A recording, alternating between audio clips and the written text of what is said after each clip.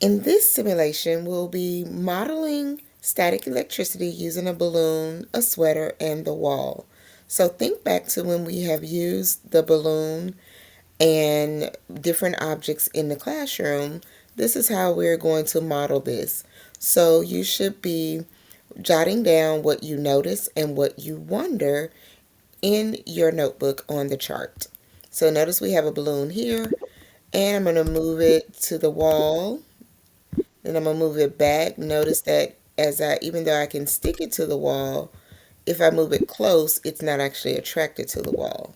Same thing, I'm going to move it over to the sweater. Notice if I move it here, I have to actually move it all the way over to the sweater to get it to move. So let's see what happens to the interaction of the balloon and the sweater and the balloon on the wall when I actually take time to rub the balloon on the sweater. Rub it on there really good. Now I'm going to leave it here. Notice now when I let it go, it's automatically attracted to the sweater, whereas before I had to manually move it there. So I'm going to take it away. Notice it goes right back. Now I'm going to put it here over closer, see if it's still attracted to the sweater. See if we can get it to attract to the wall. So notice that the force pulling it to the sweater was much higher than the force of me trying to get it to stick to the wall. So now that we've seen that, you want to write down what you notice and what you wonder, and think about what can you infer about the sweater and the balloon as it relates to their charges. Notice we can't see any charges right now, so what do you infer about the charges between the balloon and the sweater, or the balloon and the wall? So now I'm going to reset it, and now we're going to show our charges. So now we can see that the sweater is full of positive and negative charges, so protons and electrons, as well as the balloon has positive and negative, and the wall has positive and negative. So once again, I'm going to put it close here. Notice nothing happens. Put it close here. Notice nothing happens. So I'm kind of giving you your notices on that one. But let's rub it on the sweater. What are we noticing happening here? So I'm going to take it here. Now notice when I let the balloon go, it is highly attracted to the sweater. But let's bring it over to the wall. It's still pulling into the sweater, but notice what's happening over to the charges on the wall. So I'm going to bring it back, see what you notice, and what happens. And then as soon as I let it go, it's naturally attracted to the sweater. And then bring it down. I want you to pay attention to what's happening here. All right, so now that we do have it with all the charges seen, so we can see that that balloon has those negative charges that it picked up from the sweater, whereas the sweater has positive charges. I'm going to reset it so that we can see that one more time.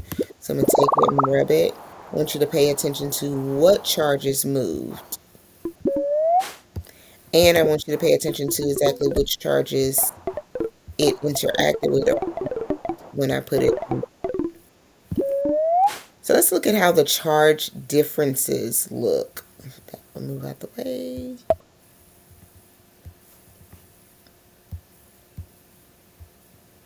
I'm trying to move that out the way so I can get to it and collapse that. So if we show the charge differences, notice that we don't see any charge differences of the wall. So think back to what we discussed in class about how if you don't see a difference in charges, then that means the charges are equal. So that means the wall is actually neutral, because it's meaning that the amount of positive charges and the amount of negative charges are equal. So overall, the wall has no charge. However, on the sweater, we see that the sweater is full of positive charges and the balloon is full of negative charges. So what can we infer about the attraction between the sweater and the balloon? All right, so now I'm going to reset our balloon, but let's see what happens when we add in two balloons. And this time, so when we show our charge differences now, when I reset it, and I add in two balloons, notice that we don't see an overall charge on any of our materials, meaning that they all start off as neutral. because meaning the charges are balanced out, and so there's no difference in the charge overall. So I'm going to show the charges on this one so we can see it. So we're going to rub our balloon and this balloon. Rub this one, pick some up. All right. Notice it still comes. And notice, I want you to pay attention to how the balloon moved in relation to the other balloons. I'm going to show you that again to you. Here, put it here. And what did you notice about how the balloons moved in relation to each other when I move them? So I'm going to move the yellow balloon over here, and then I move it here. So pay attention to how it moved. And then we can take these balloons here. Once again, pay attention to how the charges move.